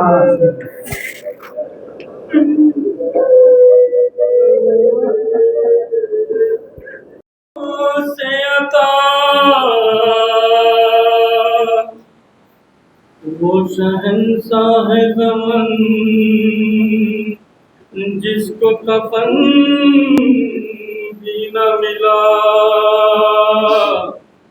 وہ شہنشاہ زمن جس کو کفن بھی نہ ملا، وہ محمد کا نواسا وہ حسین ابن علی، وہ محمد کا نواسا وہ حسین ابن علی، گلشن فاطمہ زہرا کی وہ معصوم کلی، نام ہے پنجے تنے پاک میں باہر سے جلی، حرمت دین خدا جس کی شہادت میں ڈلی، ہوتے رہتے تھے جسے حلہ فردوس عطا حسین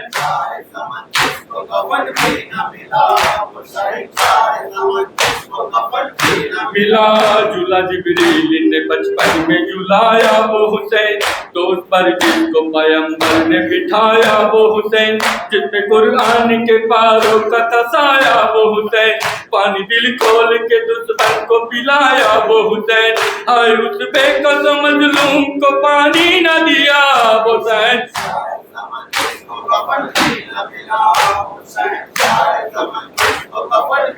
ملا دست میں گھیر لیا جس کو بلا کر مہمان، سامنے جس کے تڑپتا رہا اکبر سا جوان، کھینچ لی جس نے جوان بیٹے کے سینے سے سینا، جس کے ہاتھوں پہ ہوا قتل پشر گنجا دہا، آخری ناصر و مظلوم بھی جس کا نہ رہا وہ حسین،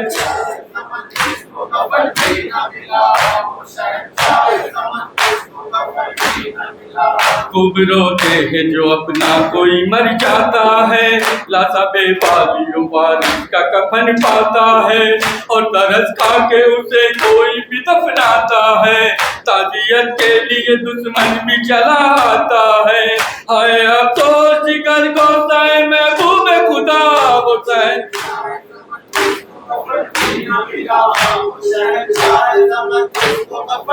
نہ ملا ہے پامال ہوئی لاش حسین ابن علی، لاش عریا پہ لہو چشم فلک روتی تھی، بھائی کی لاش پہ مظلوم بہن رو نہ سکی، کلمہ پڑھتے تھے پیغمبر کا اور ہنستے تھے سکی، لاش پر سمتی دکھا کوری یہ دیتی تھی صدا حسین،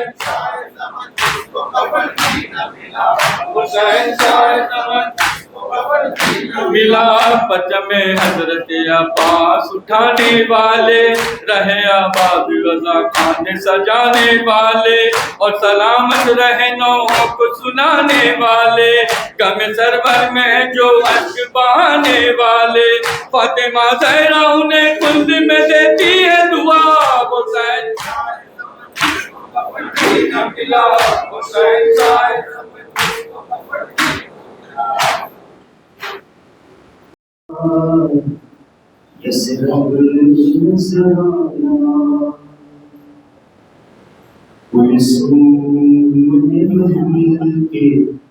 جو پردے اٹھایا اپنا جو وطن پرایا نظر آیا، یہ صرف نظر آیا، یہ صرف نظر آیا، یہ صرف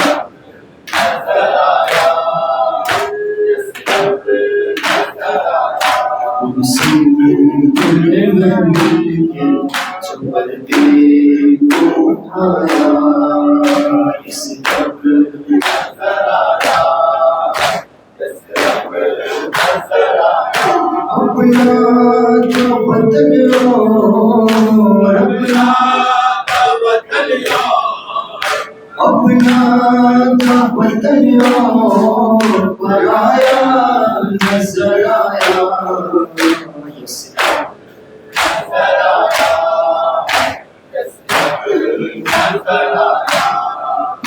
ڈھانپ کے رونے لگی احمد کی نواسی، ویران کرو مانت اللہ کی اداسی، اجڑا بنی ہاشم کا،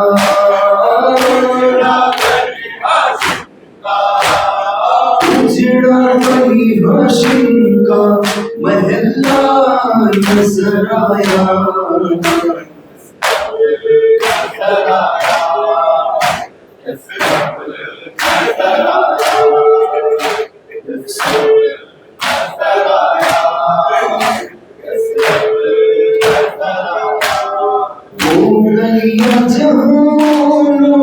محمد کبھی کھیلے عبداللہ وہاں پھرتے تھے خاموش اکیلے، ہر سمت میں بچوں کا،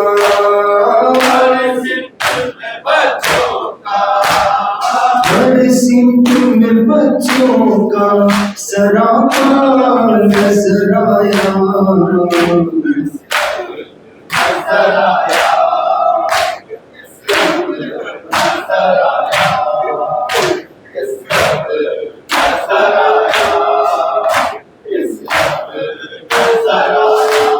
سگران خبر پائی کہ لوٹا مسافر، خوش ہو گئی روزے پہ نبی کے ہوئی حاضر، کیا سوچا تھا سگران نے، کیا سوچا تھا سگران نے، اسے کیا نظر آیا، اس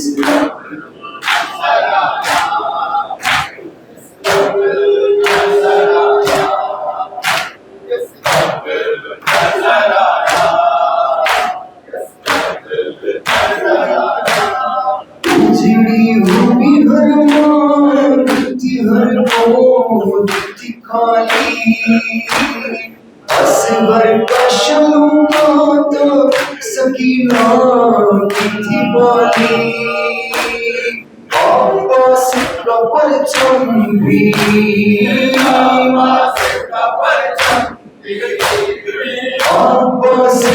پرچم بھی اکیلا نظر آیا، یہ صرف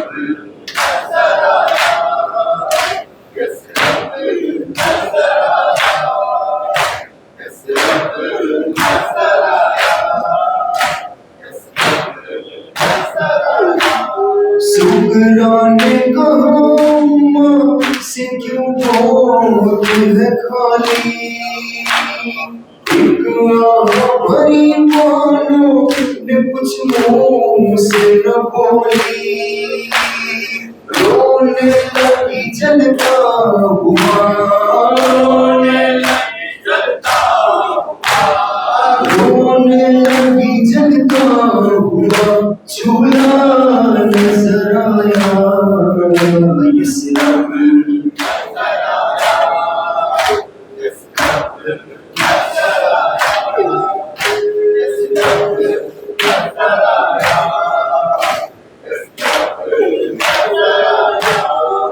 ہجرے میں نظر آئے نہیں قاسم اکبر، کہنے لگی میں چھوڑ گئی تھی یہ بھرا گھر، ہر قبر کے ماحول میں، ہر قبر کے ماحول میں ڈھلتا نظر آیا اس رب،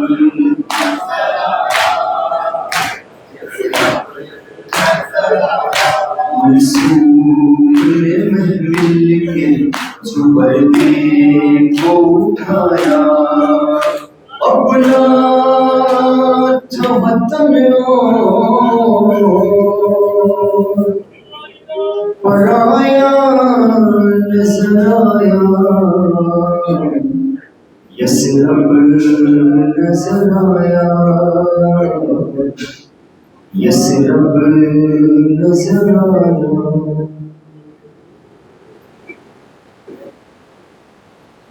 چلا جو خیمے سے مر گئے،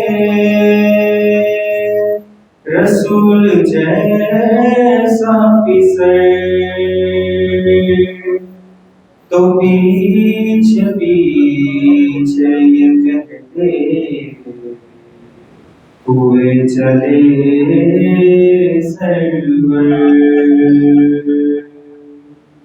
موڑ موڑ کے مجھے دیکھتے جلال اکبر، موڑ موڑ کے مجھے دیکھتے جلال اکبر،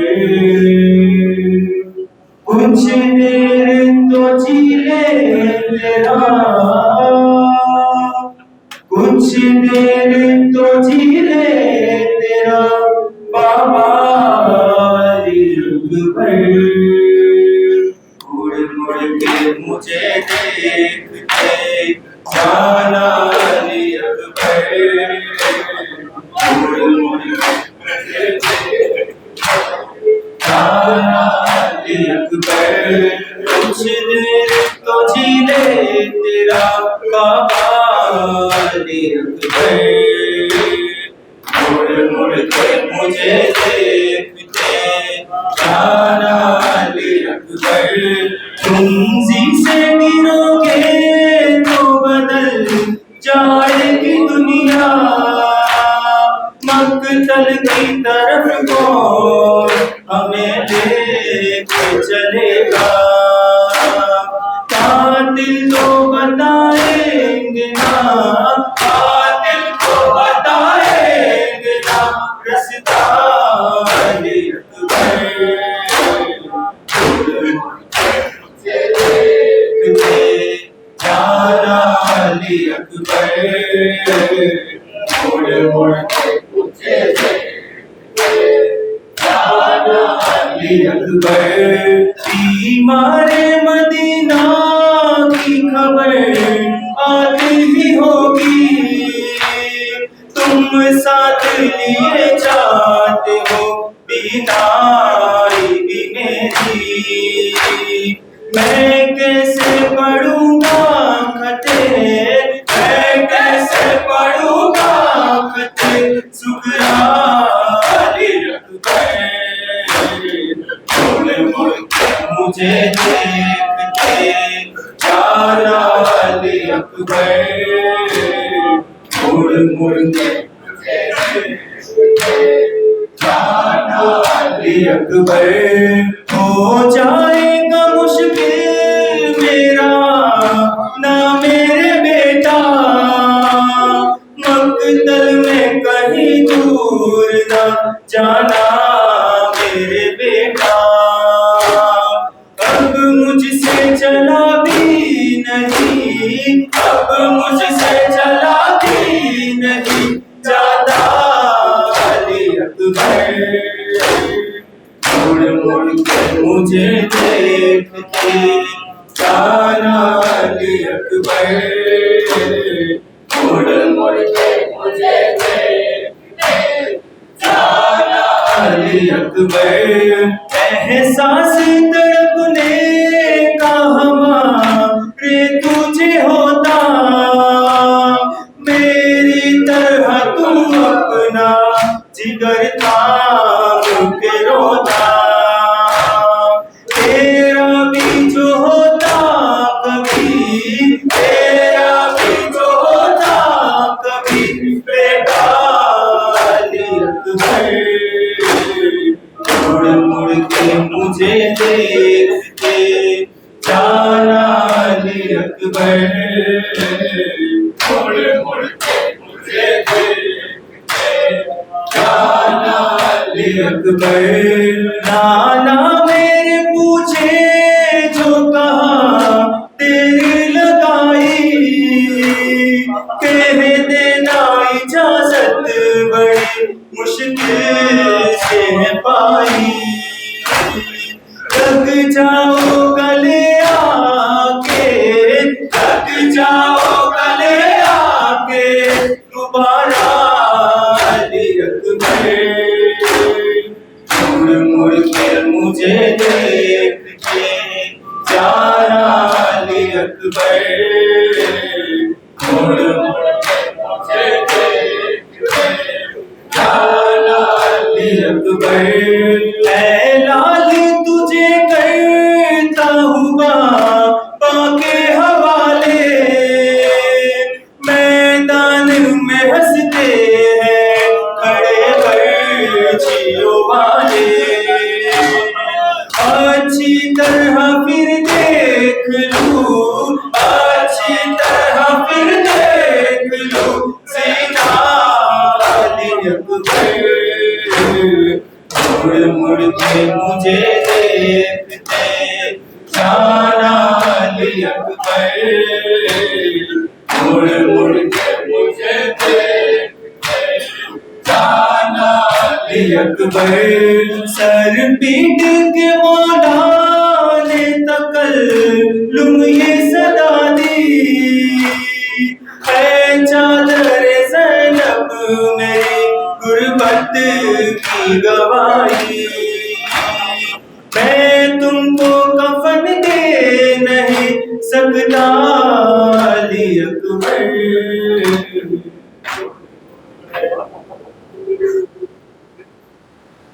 عباس کی بہن کو سامنے رلا رہے ہیں چادر دکھا دکھا کے ایک بچی کہہ رہی ہے او مدد کو بابا دادی کی طرح میں بھی اب ہو گئی ضعیفہ زخمی کیا ہے پہلو نہ کے سے ظالموں نے مجھ کو گرا گرا کے عباس کی بہن کو شامل لا رہے رستہ بنا رہی ہے بنت علی کا فیضا کانٹے ہٹا ہٹا کے عباس کی بہن کو شامل لا رہے پردیس میں کسی پر ایسا نہ وقت آئے نہ محرموں میں کوئی کیوں بے دیدہ نہ جائے کرتے ہیں دعائیں اہل حرم کے بچے چولے اٹھا اٹھا کے عباس کی بہن کو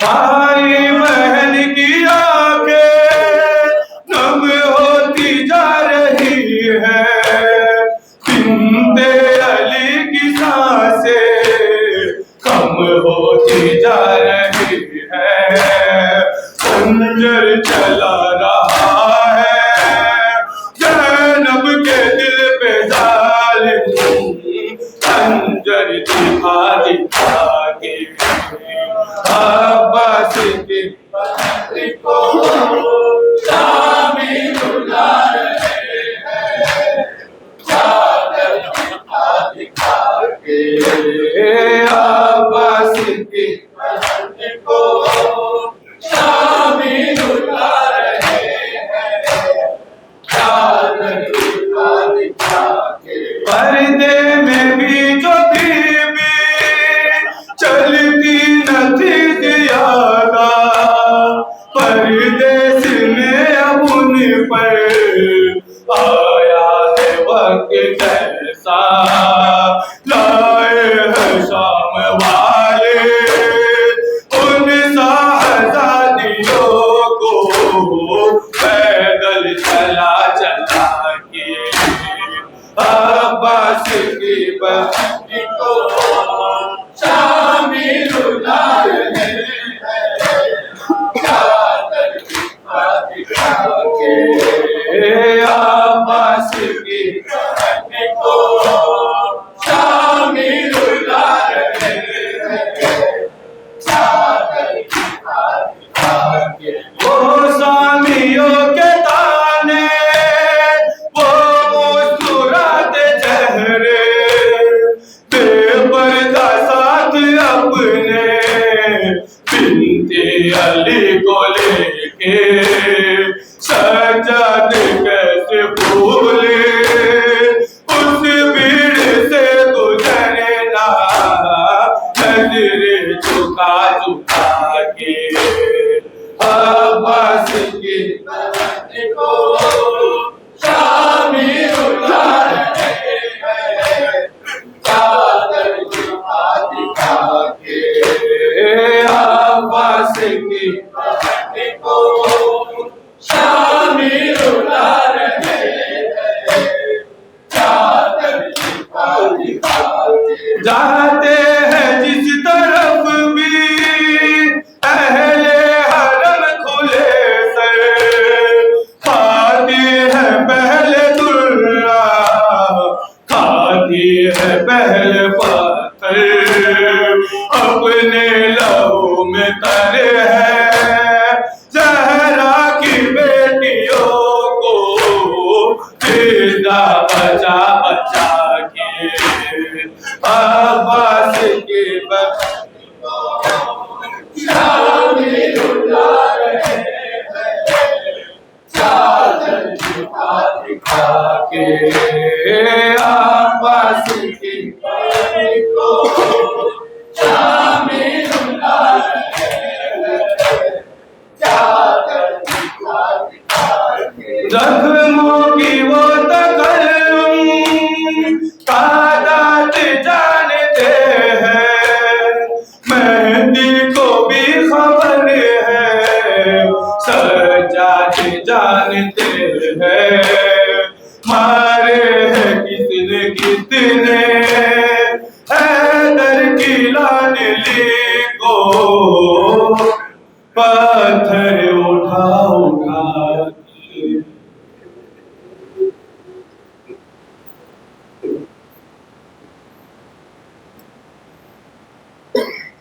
مجھ پہ جو بیت گئے وہ علم کچھ بھی نہیں، مجھ پہ جو بیت گئے وہ علم کچھ بھی نہیں، اور سامنے زینب کے اب کچھ بھی نہیں، میں نہ بازار گئی، میں نہ بازار گئی، نہ چینی میری بنا، یا زہرا، یا زہرا، یا زہرا، یا زہرا، ہر سے مجلس پہ اور مصلے پر، ہر سے مجلس پہ اور مصلے پر، ہر جوان کہہ رہا ہے رو رو کر، ہر جوان کہہ رہا ہے رو رو کر، ہم رہے نہ رہے مگر بی تا قیامت رہے غم سرور، یا زہرا، یا زہرا، فرض مجلس پہ اور مصلے پر، ہر جوان کہہ رہا ہے رو رو کر، ہم رہے نہ رہے مگر بیوی تا قیامت رہے غم سرور، یا زہرا، یا زہرا، یا زہرا، یا زہرا، جنگل پہاڑ کرتے ہیں نادے علی علی،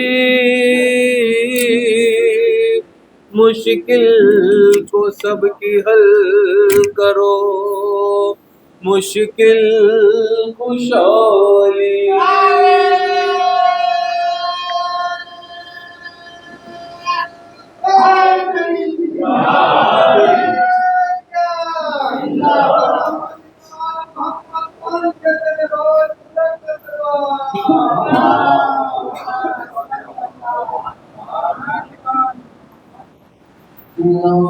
چندی جمعرات ہے اور سفرا ہے سجا، جو مانگنا ہو مانگ جو دل میں ہے دعا، نو چندی جمعرات ہے اور سفرا ہے سجا، جو مانگنا ہو مانگ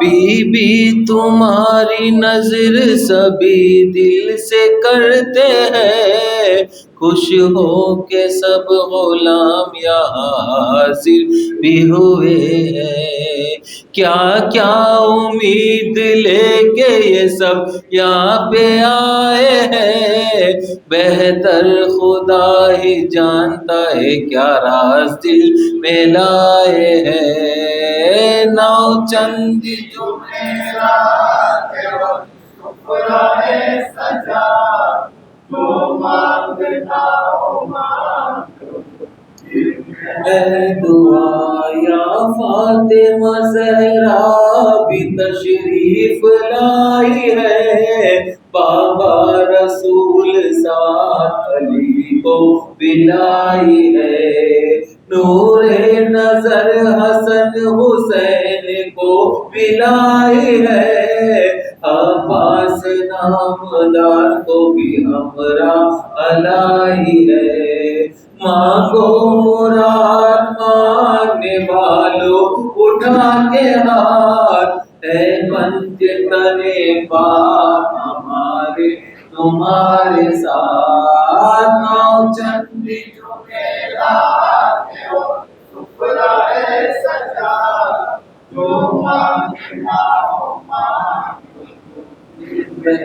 دعا، یا فاطمہ زہرا ہمارا حال ہے تباہ، دنیا کی گردشوں نے ہمیں کر دیا تباہ، بی بی ہمیں بتاؤ نہیں سوجتی ہے راہ، بے کس ہے بے نوا ہے نہیں سوجتی ہے راہ، اب آپ کے سوائے نہیں کوئی ہمارا، ہم دل جلے ہیں بی بی نہیں کوئی ہمارا، نو چندی جمعرات اور سفرائے سجا، جو مانگنا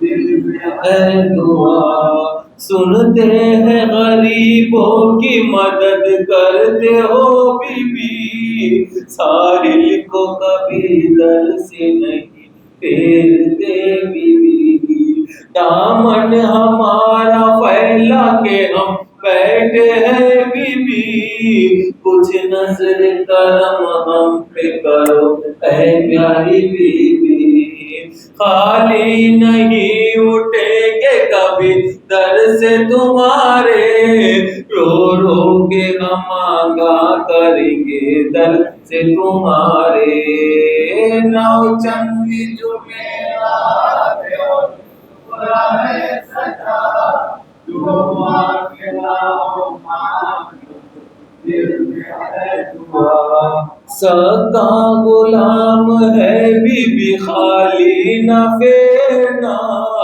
چولی سب کی بھر دینا مگر خالی نہ پھیرنا، لاکھوں کی بگڑی پل میں تمہیں نے بنائی ہے، مردہ دلہن کو پل میں تمہیں نے جلائی ہے، تم کو قسم ہے پنجے تنے پاک کی بی بی، امید سب کی پوری کرو اے پیاری بی بی، نو چندی جمعرات ہو سفرائے سجا، جو مانگنا ہو مانگو دل میں ہے دعا۔ ایک بہت الحمدللہ مولانا سے بات کی جناب واسطے السلام